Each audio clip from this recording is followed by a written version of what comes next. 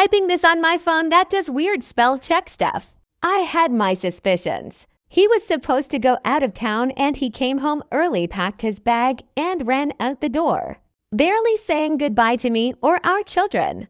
We lived on the 5th floor of an apartment building. I looked out the window and saw him get into the car of a woman. I could tell because she had a sunroof, and I could see down into the car. The look on the guard's face was priceless. Later, I got a phone call from a woman who was very upset. She said she was his fiancé. She said she worked for the airline and found that he was traveling with another woman. The other woman was the woman in the car. Later, following my suspicions, I found a receipt in his briefcase. It was in a very expensive store. I went to the store with my 2 children. One was a toddler and the other still in a stroller. I made up some story about why I needed to know what was purchased. Purchases were quite expensive. I was not allowed to buy clothing for myself. Keep in mind, this is in an Asian country. We were expats there and this was a very high-end store. So they kept handwritten records in a notebook. They looked up the receipt and said, "Oh yes, Mr. Z, he was here with his Thai wife." She looked up at me, waited a few beats, and then her face just fell and she said, "I'm so sorry." I said, "It's okay, I just thought he was here with his Singaporean girlfriend." The woman at the airline, I believe, has 2 children with him. The Singaporean women went on to have 2 children with him, and the Thai women had 1 child with him. All are younger than our 2 children. Oh, and then I was walking through a hotel and I caught him having breakfast with the woman he went on the trip with. And then another time I saw them drive past me in his car. I also found a trust document that, by the way, was totally fake that he wrote for the Singaporean women, putting her in the family trust. Keep in mind, I hadn't lived in the States for 10 years. I didn't have a driver's license. I didn't have bad credit. I had no credit. I had no money. I couldn't go back to my job because technology has significantly changed. I had an 18-month-old and a 3-year-old.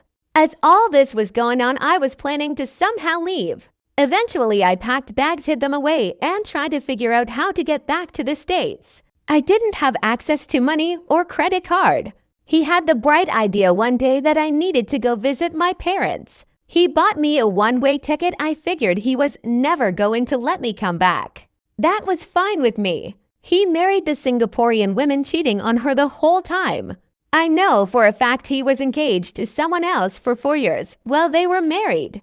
After scamming that women out of hundreds of thousands of dollars, he basically dumped her. He moved to a different country and now he is married again with 2 children, having never divorced the Singaporean woman.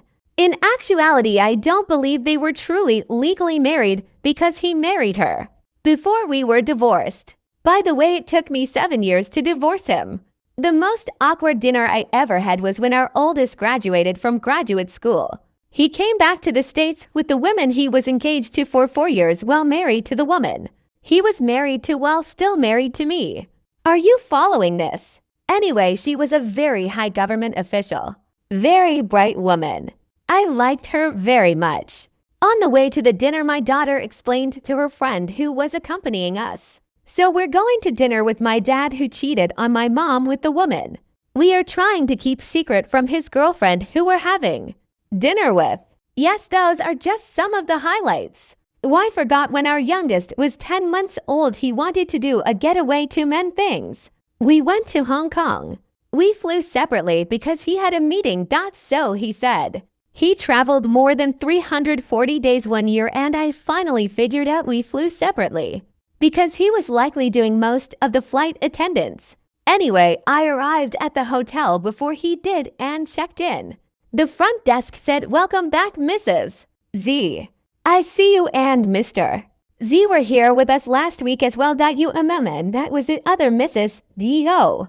And he gave me an STD when I was pregnant with 2.